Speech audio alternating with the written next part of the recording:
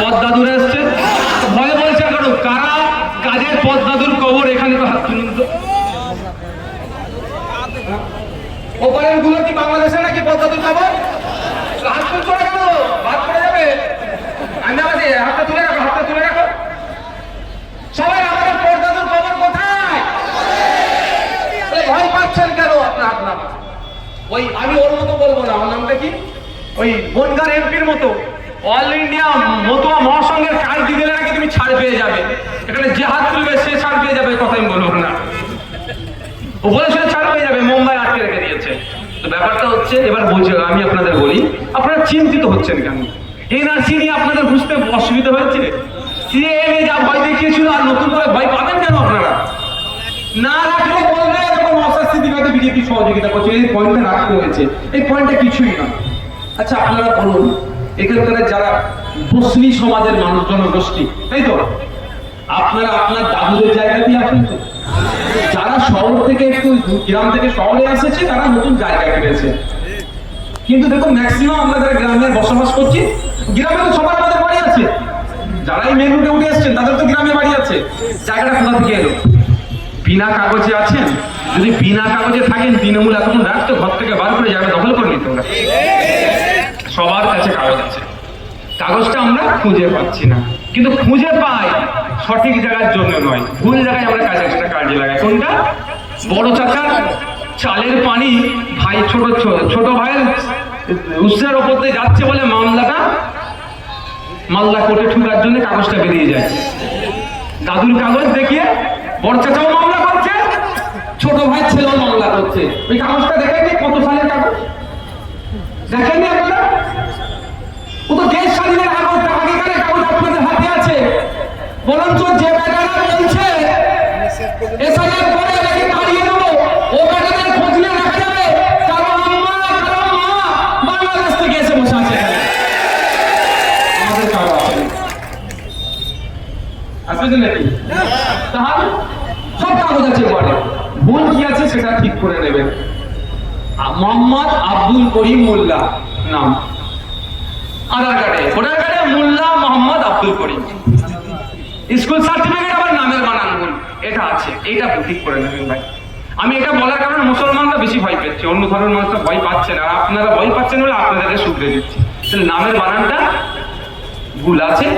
আর যারা 2002 মনে সম্ভবত না 2002 সালের আগে ভোট দিয়েছে, তাদের ভোটার লিস্ট অনলাইনে পাওয়া যাচ্ছে। এখানে যারা ইয়াং ছেলেরা আছেন একটু মোবাইল এক্সপার্ট, তাদের বলবো পাড়ায় বসে বসে ঠিক করে দিতে পারো না? লোকগুলো ভয় পাচ্ছে তো। সারাদিন এমনি নষ্ট করছো কেন তোমরা? এটা উপকার করো না সাধারণ মানুষের। তাদের লিস্টটা বার করবে, তার দাদুগুলো সব বাপের গুলো নাম আছে, এই যে বয়স্ক লোকেরা আছে সবার নাম তো ভোটার লিস্টে আছে। এবার তুমি 2002 সালে ভোট দিওনি? গনি খান চৌধুরীকে জিতাওনি ভোট দিয়ে? সব তো গনি খান বাবুর লোক নাকি ছিলেন, এখন আইসে ভোট হয়ে গেছে। সত্যি কথা তো স্বীকার করতে হবে ভাই, সত্যি কথা। সম্মানীয় ব্যক্তি। দুর্ভাগ্য আমাদের, গনি খান চৌধুরীর হাত ধরে কলকাতায় মেট্রো হয়েছে, কিন্তু মেট্রোর অবদানে গনি খান চৌধুরীর নাম খুঁজে পাওয়া যায় না। এটাই আমাদের দুর্ভাগ্য। ভারতবর্ষের মধ্যে সর্বপ্রথম মেট্রো শহর কোথায় জানেন? কলকাতা।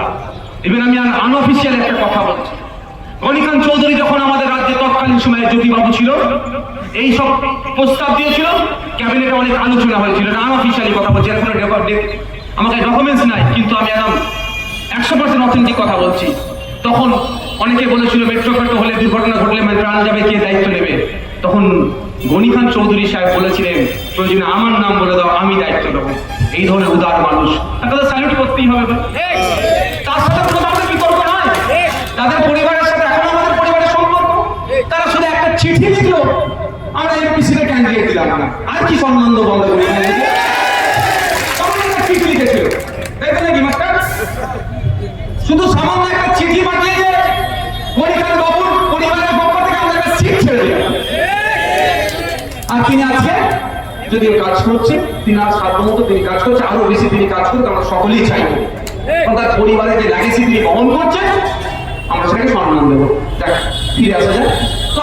যারা বাবু বলো 2002 সালের আগে ভোট দিয়েছিল তো, সে তো কাগজ আছে, ওই কাগজে আপনার ছেলে মেয়ে সব তো পার হবে, ভয় পাওয়ার কি আছে? আমরা কাগজটা খুঁজতে হবে, আতঙ্কিত করা হচ্ছে। ওই জন্য আমরা দেখুন কি দিয়েছি, এসআইআর এর নামে আতঙ্কিত হয়রানি করা যাবে না। বিজেপি চেষ্টা করছে হয়রানি করার, আর তৃণমূল চেষ্টা করছে আতঙ্কিত করার। আমরা এই দুটো হতে দেব না। প্রয়োজনে আমাদের এখানে যারা অবৈধ ভোটার আছে, যার বাপ মারা গেছে, ভোটের সময় এসে ভোট দিয়ে চলে যায়, কবর থেকে উঠে এসে ভোট দেয়, শ্মশান থেকে উঠে এসে ভোট দেয়, তাদের ভোট দিয়ে আমরা বন্ধ করব। বলে মানে রেস্ট নেওয়ার জায়গায় রেস্ট ইন পিস, তো ওইখান থেকে উঠে এসে আবার কষ্ট করে ভোট কি দিতে হবে, কবর থেকে উঠে এসে ভোট দিচ্ছে। এটা কষ্ট হচ্ছে না তাদের, বলো? এই গ্রীষ্ম বর্ষাতে ভোটের লাইনে দাঁড়াতে হচ্ছে, কবর থেকে উঠে শ্মশান থেকে উঠে এসে ভোট দিচ্ছে, তাদের দিতে হবে বন্ধু থাকো। তোমরা শ্মশানেই থাকো, তুমি কবরেই থাকো। বুঝতে পেরেছো? তো ওই ভোটারগুলো ভোট কাটতে হবে, ভোট দিতে হবে।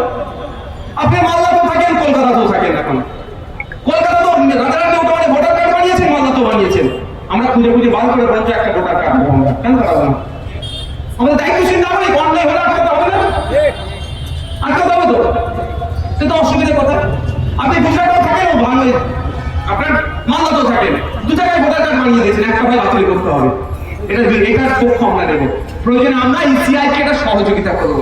আর ইসিআই যদি হয়রানি করার জন্য, ইসিআই বিএলও যদি হয়রানি করার জন্য ভালো মানুষকে ডিভোটার বানিয়ে দেওয়ার চেষ্টা করে, আমরা নজরে রাখবো। আমরা যেমন বিএলও স্যারকে সহযোগিতা করবো, সাথে সাথে বিএলও স্যারকে আমরা নজরে রাখবো। কেউ যদি বৈধ ভোটারকে ডিভোটার করে, আমরা আইনগতভাবে ওই বিএলও এবং ইলেকশন কমিশনের বিরুদ্ধে আন্দোলনে নামবো, গণতান্ত্রিক প্রক্রিয়ায় লড়াই করবো। তাহলে আমরা দায়িত্বশীল নাগরিক, একদিকে যেমন অবৈধ ভোটারকে বাতিল করার জন্য সহযোগিতা করবো, সাথে সাথে কোন অবৈধ ভোটারকে যদি ডিভোটার অর্থাৎ ডাউটফুল ভোটার করার চেষ্টা করে, সাথে সাথে আমরা ঝাঁপিয়ে পড়বো, তাকে আমরা ডাউটফুল হতে দেব না। মাথায় থাকবে তো? তাহলে আতঙ্কিত হবেন না, আর হয়রানি করার চেষ্টা করলে আমরা হয়রানি করতে দেব না। মমতা ব্যানার্জি এই বিষয়ে অনেক কথা গল্প শোনাচ্ছেন, কি বললেন? আমি একটা উত্তর দিয়েছি যে আপনি অত চিন্তিত হচ্ছেন কেন? চিন্তিত হওয়ার কোনো জায়গা নেই। আপনি একটা কাজ করুন, একটা কি বলেন ওটা, মনিটরিং কমিটি করে দেন, নজরদারি কমিটি হোক, রাজ্য স্তর থেকে বুথ স্তর পর্যন্ত সব দলের কর্মীদেরকে অন্যদের ঢুকিয়ে দেন। রাজ্য স্তরে তৃণমূল, আইসিএফ, কংগ্রেস, সিপিএম আরো যে দল আছে সেগুলো থাকুন, সবাই এক জায়গায় দাঁড়িয়ে দেখুন। আর বুথ স্তরে এই বুথের নাম্বার কত? এটা কোন গ্রাম বলো? সুজাপুর পঞ্চায়েতে কার নাম উঠছে, কার নাম কাটা যাচ্ছে, কার নাম নতুন করে সংগঠন হচ্ছে, সেটাই দেখভালের জন্য রাজ্য সরকার একটা কমিটি করে দিক না। এখানে তৃণমূল থাকবে, আইএসএফ থাকবে, সিপিএম থাকবে, কংগ্রেস যারা আছে রাজনৈতিক দল থাকুক, তাহলে দুধকে দুধ পানিকে পানি হয়ে যাবে তো। তাহলে কারণ নামটা কাটতে পারবে, আরো বেশি চাপে থাকবে ইলেকশন কমিশনের পক্ষ থেকে বুথ লেভেল অফিসার গুলো। তা করছে না, শুধু বলছে কি অবৈধ কি নাম কাটতে দেবো না। আরে ভাই, আমি এখানে যদি বসে বলি আমি কলকাতা যাবো, কলকাতা যাবো, কলকাতা যাবো, আপনাদের এখানকার যারা আছেন বা আপনারা যদি বলেন যেতে পারবেন? এখানে বসে বসে বললে কলকাতা যাওয়া হয়ে যাবে? চোখ বন্ধ করেই পার হলাম, ফারাক্কা পার হলাম, ধুলিয়ান পার হলাম, শামশেরগঞ্জ পার হলাম, অমরপুর পার হলাম, এই নলহাটি পার হলাম, এই চলে যাবেন কলকাতায়। বালি ব্রিজ পার হয়ে শিয়ালদায় ঢুকে গেলাম, তাই তো? বাস্তবে যাওয়া যাবে কি? বাস্তবে যেতে গেলে কি করতে হবে? কলকাতায় যাওয়ার মাধ্যমগুলো অবলম্বন করতে হবে। বাস, গাড়ি, ট্রেন আছে, ধরতে হবে, কলকাতা যেতে হবে। তো মমতা ব্যানার্জি কি বলছে? না, বাদ দিতে দেবো না। ভালো কথা, একটা মুখ্যমন্ত্রীর মুখের কথা এটাই হওয়া দরকার। কিন্তু কিভাবে বাদ দিতে দেবেন না সেই পন্থায় বাদ পাচ্ছেন না কেন? হুমকি দিলে হয়ে যাবে নাকি? এমনি এখন রাজ্য সরকারের কর্মচারীরা জানের জ্বালায় আছে, ছেড়ে দেওয়াছি দেওয়াছি, আমাদের দিয়ে তোমরা দিচ্ছ না, সাইজ করে দেবো মনে মনেই করছেন। এই তো সরকারি কর্মচারী হকের দিয়ে পাচ্ছে না।